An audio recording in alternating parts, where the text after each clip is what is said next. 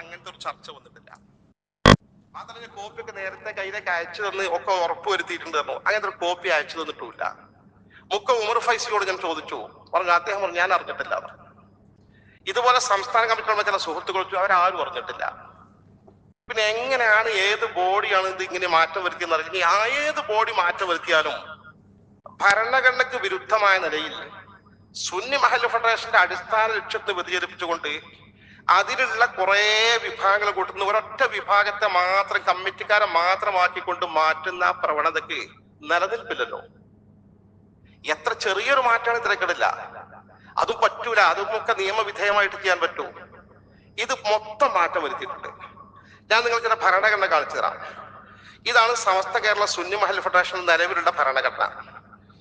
ഈ ഭരണഘടന ബഹുമാനപ്പെട്ട നമ്മുടെ പൂർവ്വകാല ഉസ്താദുമാർ തയ്യാറാക്കി സജ്ജീകരിച്ച ഈ ഭരണഘടനയിൽ ഇതുവരെ ഒരു മാറ്റവും വന്നിട്ടില്ല. അപ്പൊ നിലവിലുള്ള ഭരണഘടന ഇതാണ്. ഈ ഭരണഘടനയിൽ ഇതിൽ മെമ്പർമാരായി ആരൊക്കെ വരുന്നുണ്ട്, പഞ്ചായത്തിലെ പഞ്ചായത്തിലെ ഘടകമാണല്ലോ, ആരൊക്കെ വരുന്നുണ്ട് എന്ന് പറയുന്നിടത്ത് നിങ്ങൾ ശ്രദ്ധിച്ചോ. ഞാൻ വായിച്ചു കേൾപ്പിക്കാം.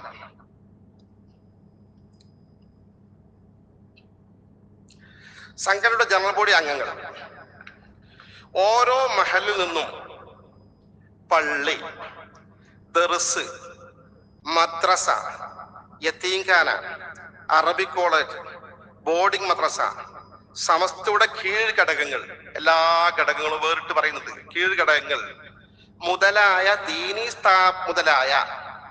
സ്ഥാപനങ്ങൾ ഭരിക്കുന്നവരിൽ മേൽപ്പറഞ്ഞ നിബന്ധനയൊത്തവർക്കും മഹലിലെ ഖാളി, ഖതീബ്, മുദർരിസ്, മുഅല്ലിം തുടങ്ങിയ ദീനീ സേവകരിൽ നിന്ന് മേൽപ്പറഞ്ഞ നിബന്ധന ഒത്തവർക്കും അംഗമാകാം. പുറത്ത് സുന്നി മഹല്ല് ഫെഡറേഷൻ സംസ്ഥാന കമ്മിറ്റിയിൽ രജിസ്റ്റർ ചെയ്ത മഹല്ലുകളുടെ പ്രസിഡന്റ്, സെക്രട്ടറി, ഖജാൻജി ഇവരും ജനറൽ ബോഡി അംഗങ്ങളായിരിക്കും. ഇത്രയും ആളുകൾ കൂടിയാണ് പഞ്ചായത്തിലെ ജനറൽ ബോഡി. ഇതാണ് പൂർവ്വകാലത്തെ സംവിധാനം. അതനുസരിച്ച് ആ മഹലിൽ നമ്മുടെ എല്ലാ തരത്തിലുള്ള ആളുകളും ഉൾക്കൊള്ളും. ഇത് പഴയകാലത്തെ ഭരണഘടനയിൽ മാത്രമല്ല, ഇതിന് തൊട്ട് മുമ്പ് നടന്ന തെരഞ്ഞെടുപ്പാണ് 2022-25 കാലത്തിലേക്കുള്ള തെരഞ്ഞെടുപ്പിന്റെ മാനുവലാണ്. ഇതിൽ ചെറിയ കുറച്ച് മാറ്റം വരുത്തിയിട്ടുള്ളൂ. ഏറെക്കുറെ ഈ കാര്യങ്ങൾ അംഗീകരിച്ചിട്ടുണ്ട്. ഞാൻ നിങ്ങൾ വായിച്ചു കേൾപ്പിക്കാം. 3 വർഷം മുമ്പ് നടത്തിയ തെരഞ്ഞെടുപ്പിൽ മെമ്പർമാർ ആർക്കൊക്കെ ആകാന്നുള്ള മെമ്പർഷിപ്പ് ഭരണഘടനയിൽ 4ാമത്തെ അനുച്ഛേദം സുന്നി മഹല്ല് ഫെഡറേഷൻ രജിസ്റ്റർ ചെയ്ത് അംഗമെടുത്ത മഹല്ല് കമ്മിറ്റിയുടെ ഭാരവാഹികൾ അവിടെ ഒരു കാര്യം ചെയ്തു. നേരത്തെ ഭരണഘടന പ്രസിഡന്റ്, സെക്രട്ടറി, ഖജാൻജിയാണ് മഹല്ല് കമ്മിറ്റിയിൽ നിന്ന്. അവിടെ ഒറ്റടിക്ക് മഹല്ല് കമ്മിറ്റിക്കാരുടെ അംഗസംഖ്യ വർദ്ധിപ്പിച്ചു. അതായത് സുന്നി മഹല്ല് ഫെഡറേഷൻ ചെയ്ത മഹല്ല് കമ്മിറ്റിന്റെ പ്രസിഡന്റ്, സെക്രട്ടറി, ഖജാൻജിയാണ് നേരത്തെ ജനറൽ ബോഡി ഭരണഘടനയിൽ ഇപ്പോഴും പറയുന്നത്. ഇപ്പൊ മൊത്തം കമ്മിറ്റി ഭാരവാഹികളാക്കി.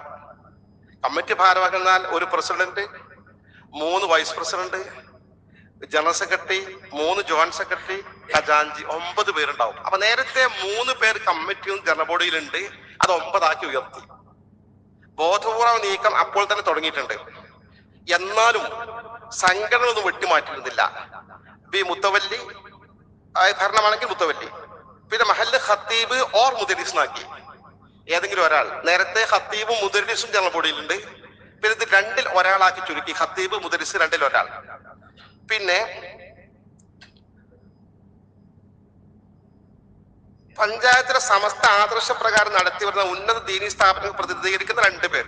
അപ്പൊ എല്ലാ പഞ്ചായത്തിലും ഉണ്ടായിക്കോണമെന്നില്ല, ഇരിക്കട്ടെ. അടുത്തത് F, പഞ്ചായത്ത് പരിധിയിൽ താമസിക്കുന്ന 5 പണ്ഡിതന്മാർ. അത് നല്ല ശ്രദ്ധിക്കണ്ട. പഞ്ചായത്ത് പരിധിയിൽ താമസിക്കുന്ന 5 പണ്ഡിതന്മാർ, ആ പഞ്ചായത്തിൽ താമസിക്കുന്ന 5 ആലിമികൾ. പിന്നെ G, സമസ്ത കേരള ജംഇയ്യത്തുൽ ഉലമയുടെ കീഴ്ഘടകങ്ങളായ SYS, SKSSF, RJM, SKMMA, SCA, സംസ്ഥാന എംപ്ലോയീസ് അസോസിയേഷൻ, SKJQ എന്നിവയുടെ പഞ്ചായത്ത് കമ്മിറ്റികൾ തെരഞ്ഞെടുത്തിരുന്ന പ്രതിനിധികൾ, ഓരോ പ്രതിനിധികൾ. ഇവരാണ് SMFന്റെ പഞ്ചായത്ത് കൗൺസിലർമാർ. ഇവർക്കാണ് മെമ്പർഷിപ്പ് നൽകേണ്ടത്.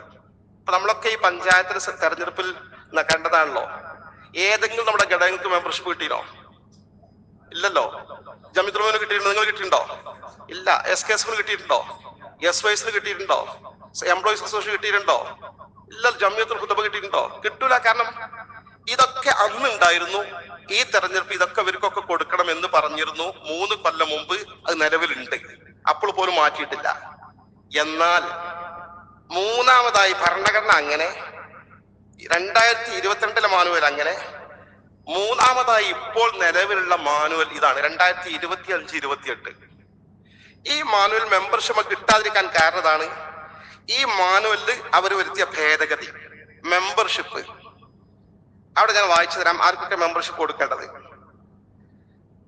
സുന്നി മഹല്ല് ഫെഡറേഷൻ രജിസ്റ്റർ ചെയ്ത അംഗത്വം എടുത്ത മഹല്ല് കമ്മിറ്റി ഭാരവാഹികൾ, ഒറ്റയടിക്ക് മഹല്ല് കമ്മിറ്റിന്ന് 9 ആളുകൾ. നമുക്ക് മഹല്ല് കമ്മിറ്റികളുടെ എതിർപ്പിൽ അവർ വേണം, എല്ലാവരും കൂടിയാ നടത്തിക്കൊണ്ടു പോകേണ്ട. സുന്നത്ത് ജമാഅത്തിന്റെ വളർച്ചയ്ക്ക് മഹല്ല് കമ്മിറ്റിക്കാർ വേണം, അവിടുത്തെ മുദരിസ് വേണം, അവിടുത്തെ ഖത്തീബ് വേണം, അവിടുത്തെ സദർ മുഅല്ലിം വേണം, അവിടുത്തെ മറ്റ് സംഘടനാ പ്രതിനിധികളൊക്കെ വേണം. അവർ ഒരുമിച്ചാ പ്രവർത്തിക്കേണ്ടത്.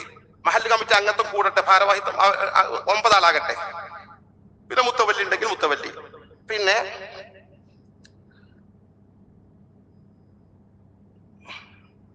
ഉന്നത വിദ്യാഭ്യാസ സ്ഥാപനങ്ങൾ അതൊന്നും അധിക സ്ഥലത്തും ഉണ്ടാവില്ല. നിലവിലെ പഞ്ചായത്ത് കമ്മിറ്റി തെരഞ്ഞെടുത്ത സ്ഥിരതാമസക്കാരനും സ്വദേശിയുമായ മഹല്ല് കമ്മിറ്റിയുടെ അംഗീകാരത്തിലുള്ള 5 പണ്ഡിതന്മാർ ജോലിക്ക് വന്ന് താമസിക്കുന്നവർ ആകരുത്. അത് ശ്രദ്ധിച്ചങ്ങള്. മഹല്ലിലെ 5 പണ്ഡിതന്മാർ, അല്ല പഞ്ചായത്തിലെ 5 പണ്ഡിതന്മാർ എന്ന് പറഞ്ഞാലേ പഞ്ചായത്തിൽ നിന്ന് മുദരിസിനെ ഉൾക്കൊള്ളിക്കുക, ഖത്തീബിനെ ഉൾക്കൊള്ളിക്കുക, സദർ മാലിമിനെ ഉൾക്കൊള്ളിക്കുക, മദ്രസ മാലിമികൾ, ഉഷാർ പ്രവർത്തകർ അവരെ ഉൾക്കൊള്ളിക്കുക, വേറെ നല്ല ഉസ്താദ്മാർ പ്രവർത്തിക്കുന്ന ആൾക്കാരുണ്ടെന്ന് നാട്ടിലുണ്ട്, അവരൊക്കെ ഉപയോഗപ്പെടുത്താം. എന്നാൽ നേരത്തെ ഭരണഘടനയിൽ പറഞ്ഞതിൽ നിന്നും ആദ്യത്തെ 2022 പറഞ്ഞ മാനുവലിൽ നിന്നും വ്യത്യസ്തമായി അവിടെ പറഞ്ഞ പഞ്ചായത്തിലെ 5 ആലിമികൾ എന്നാ. ഇവിടെ ഒരു കൈത് കൂട്ടിക്കൊടുത്തൊരു ഉപാധി എന്താ? പഞ്ചായത്തിലെ സ്ഥിരതാമസക്കാരായ 5 പണ്ഡിതന്മാർ മഹല്ലിലെ ജോലിക്ക് വന്ന് താമസിക്കുന്നവരാകരുത്. അങ്ങനെ പറഞ്ഞ 5 പണ്ഡിതന്മാരെ കിട്ടാൻ പ്രയാസമാണ്. ഖത്തീബിന് മുദരിസ് കൂളായിട്ട് വെട്ട അല്ലെങ്കിൽ വെട്ട 5 മഹല്ലിലെ സ്ഥിരതാമസക്കാരായ, വന്ന് താമസിക്കുന്നവരെ പറ്റിയുള്ള പ്രത്യേകം പറയുന്നുണ്ട്. സ്ഥിരതാമസക്കാരായ 5 പണ്ഡിതന്മാരാണ്. നമ്മുടെ പണ്ഡിതന്മാരുടെ സ്വഭാവം എങ്ങനെ വെച്ചാൽ പുറത്തല്ല ജോലി ചെയ്യാ. ഒരു പഞ്ചായത്തിലെ പണ്ഡിതന്മാരൊക്കെ ആ പഞ്ചായത്തിനെയാണോ ജോലി ചെയ്യാ? പണ്ഡിതന്മാർ പള്ളികളിൽ, മദ്രസകളിൽ, മറ്റു സ്ഥാപനങ്ങളിൽ ജോലി ചെയ്യാൻ പുറത്തായിരിക്കും. ആഴ്ചയിൽ വരും, ചിലക്കാർ 2 ആഴ്ചയിൽ വരും, ചിലക്ക് മാസത്തിൽ വരും. ഇതാണ് പണ്ഡിതന്മാരുടെ സ്വഭാവം. സ്ഥിരതാമസക്കാരാകണം പറഞ്ഞാല് ആ ആൾക്കാർക്ക് ഒന്നും ചെയ്യാൻ പറ്റൂല. അല്ല, ആ ആൾക്കാർക്കേ പറ്റൂ. പുറത്തു പോയി ജോലി ചെയ്യുന്ന ആളുകൾക്കേ പറ്റൂ.